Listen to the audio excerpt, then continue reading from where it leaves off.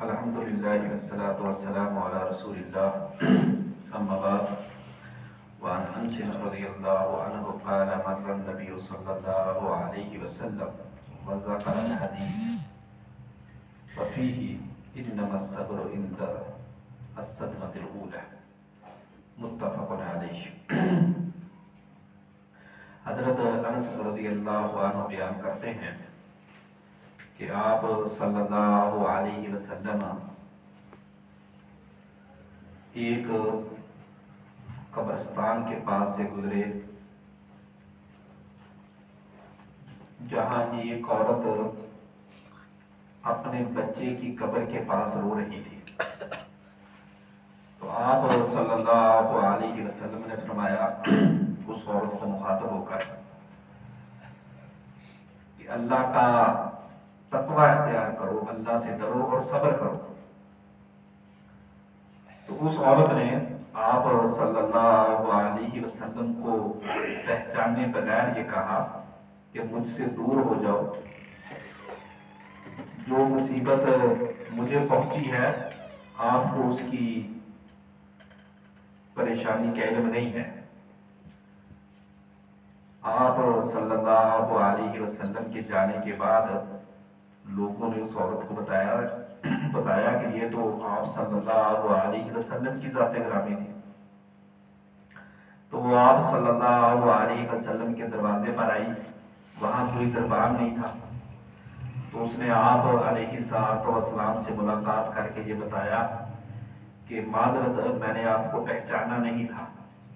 تو آپ صلی اللہ علیہ وسلم نے فرمایا کہ صبر تو وہی ہے جو صدمے کے آغاز میں ہو۔ اس حدیث کو امام بخاری اور امام مسلم دونوں نے روایت کی ہے۔ اللہ کے نبی حضرت محمد صلی اللہ علیہ وسلم کی یہ معروف حدیث انتہائی مختصر ہے، اکثر بھائیوں نے سنی ہوگی۔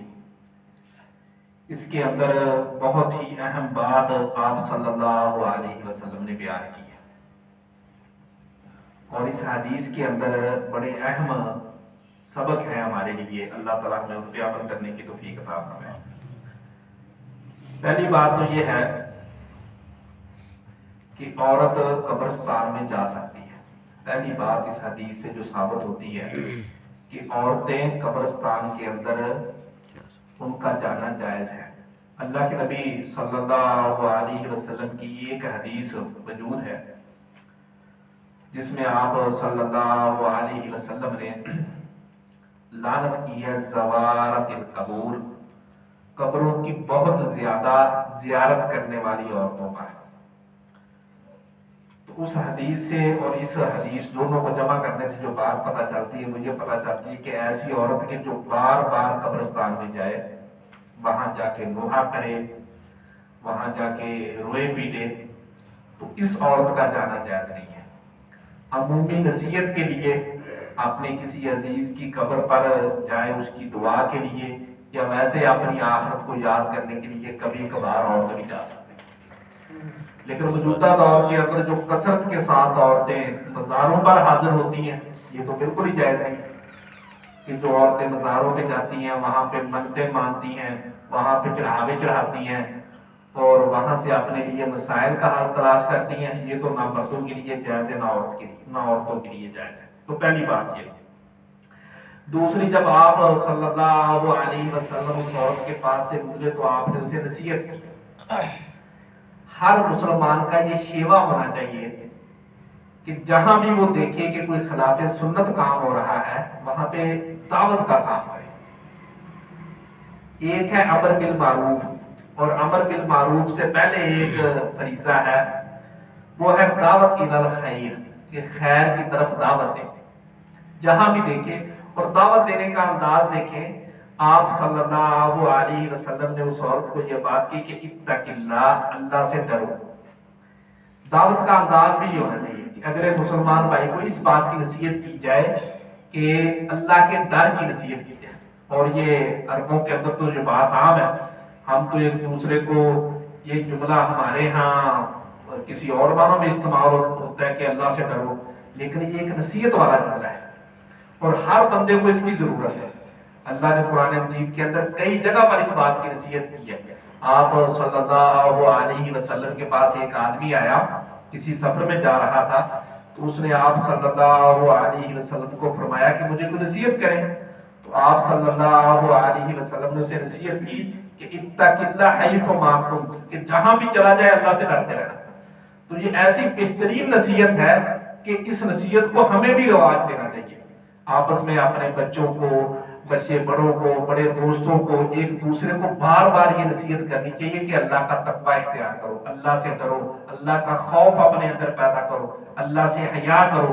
جب اللہ کے ساتھ یہ ہماری بار بار نصیحت ہوگی تو اس کا ہمیں بڑا فائدہ ہوگا. تو آپ صلی اللہ علیہ وسلم نے بھی اس عورت کو یہ نصیحت کی. اس عورت نے نصیحت سن کر آپ صلی اللہ علیہ وسلم کو باتیں سنا دی کہ مجھے بیٹا میرا فوت ہوا ہے.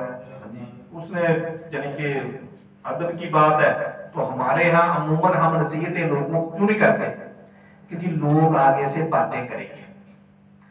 کسی بندے کو ہم دعوت دینے نہیں جاتے، کس وجہ سے کہ وہ جی آگے سے مائنڈ کرے گا یا وہ آگے سے ایسی بات کرے گا پھر مجھ سے برداشت نہیں ہوگا. تو میرے بھائیو ہماری عزت آپ صلی اللہ علیہ وسلم سے زیادہ نہیں ہے. جب آپ صلی اللہ علیہ وسلم نے اس عورت کی کرخت بات کو سن لیا تو ہم بھی سن سکتے ہیں. اس لیے اس چیز کو دلیل بنا کر کے آگے سے کرخت بات ہوگی یا کرخت رویہ لوگوں کا سامنے آئے گا یا لوگ ہم سے سختی سے پیش آئیں گے، بندہ نصیحت کو بند کر دے، تو یہ تو میرے بھائیوں وبال ہے. اس لیے نصیحت کو بند نہیں کرنا. آپ صلی اللہ علیہ وسلم نے نصیحت کی اگرچہ اس عورت نے باتیں کی. اب پھر اس کے بعد جب اس عورت کو پتہ چلا پھر وہ آپ صلی اللہ علیہ وسلم کے پاس آ گئی. اس میں ایک بات یہ بھی پتہ چلتی ہے کہ جب نصیحت کی جائے تو یہ نہیں دیکھنا چاہیے کہ کس لیول کا بندہ نصیحت کر رہا ہے. جو نصیحت ہے بندہ اسے تسلیم کر لے. اب اس عورت کے ذہن میں اس نے سمجھا کسی عام بندے نے بات کہی ہے. اگر وہ اسی ٹائم پہچان لیتی کہ آپ صلی اللہ علیہ وسلم نے بات کی ہے تو شاید وہ اسی ٹائم ہی چپ ہو جاتی. تو ہم اکثر نصیحتیں ہم اس لیے ان کو رد کر دیتے ہیں کہ وہ ہم سے کسی چھوٹے بندے نے کہی ہوتی ہے. ہمارے کسی بچے نے ہمیں کوئی نصیحت کی ہوتی ہے یا ہم کوئی نصیحت کرنے والا ہمیں نصیحت کرے، ہم الٹا کوئی ایسی بات کر کے اس کو چپ کروا دیتے ہیں. تو میرے بھائیو یہ انداز ٹھیک نہیں ہے. جو بھی نصیحت کرے، عربی کا ایک محاورہ بھی ہے کہ انظر ما قال، یہ دیکھو کہ بات کیا کہی گئی ہے، ولا تنظر من قال، یہ نہ دیکھو کہ کس نے کہی ہے. تو اگر اس میں میری خیر ہے، اس میں میری نصیحت ہے تو بندے کو فوراً اسے قبول کرنا چاہیے.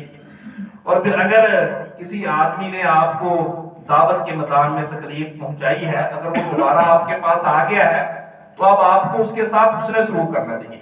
جب یہ عورت آپ صلی اللہ علیہ وسلم کے پاس آئی ہے تو آپ نے پھر اس کے ساتھ حسن سلوک کیا ہے. اور پھر اس کو آپ صلی اللہ علیہ وسلم نے جب اس نے کہا کہ اب میں صبر کرتی ہوں تو آپ علیہ الصلوۃ والسلام نے فرمایا جو اس حدیث کا اصل ہے کہ انما الصبر عند الصدمۃ الاولى، کہ صبر وہ ہوتا ہے جو بالکل ابتدا میں.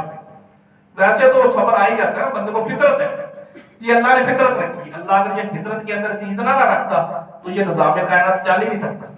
اگر سارے ہمارے جتنے سچ میں لوگوں کو یاد رہتے تو ایک دن بھی چلانا لوگوں کے لیے مسئلہ ہو جاتا. تو وہ فطرت ہے. شریعت کو مقصود کیا ہے کہ انسان پہلے لمحے صبر کرے، اور اس کے لیے 2-3 کام ہیں.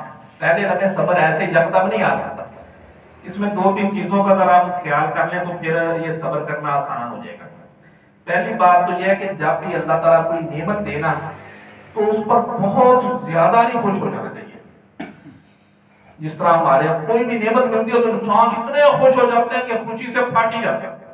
ہر قسم کی نعمت پتہ نہیں کیا چیز مل گئی، اولاد اللہ تعالیٰ عطا کر دے، مکان اللہ عطا کر دے، کوئی گاڑی اللہ عطا کر دے، تو اس نعمت پر بہت زیادہ اللہ نے قرآن مجید کے اندر اس کی نصیحت کی ہے.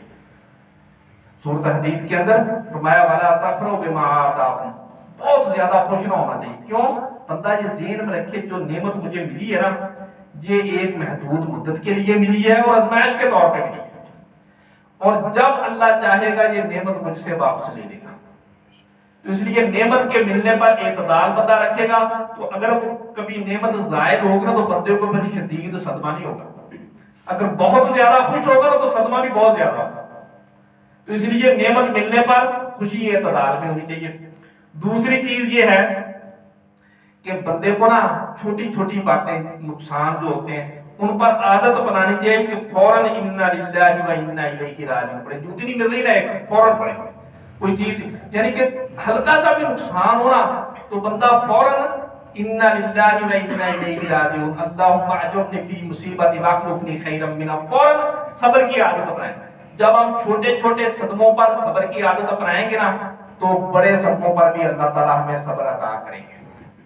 اور آخری چیز اس حوالے سے بندہ ہمیشہ سے ذہن میں رکھے، جس طرح ہم یہ کہتے ہیں جب دنیا فانی ہے، یہ کائنات فانی ہے، اس طرح ہم ہر چیز جو بھی ہمیں نظر آئے کائنات پر ہے بھی ہمارے ذہن میں ہی ہونا چاہیے کہ یہ فانی ہے، اس نے ختم ہو جانا ہے۔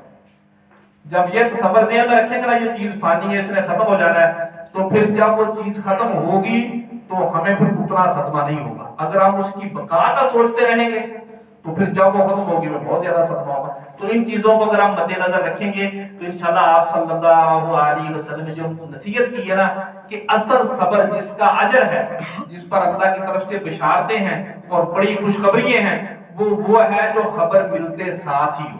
تو اللہ تعالیٰ سے دعا ہے کہ اللہ تعالیٰ ہمیں ہر قسم کی پریشانیوں سے مصیبتوں سے محفوظ رکھے، اور جو بھی پریشانی مصیبت آئے اس پر اللہ تعالیٰ ہمیں فوراً صبر کرنے کی توفیق نصیب فرمائے، اور وہ رویہ اختیار کرنے کی اللہ تعالیٰ ہمیں توفیق دے کہ جو رویہ اللہ کے نبی حضرت محمد صلی اللہ علیہ وسلم نے ہمیں بتایا ہے، جو اللہ کو پسند ہے۔ وَمَا عَلَيْنَا إِلَّا الْبَلَاغُ الْمُبِينُ۔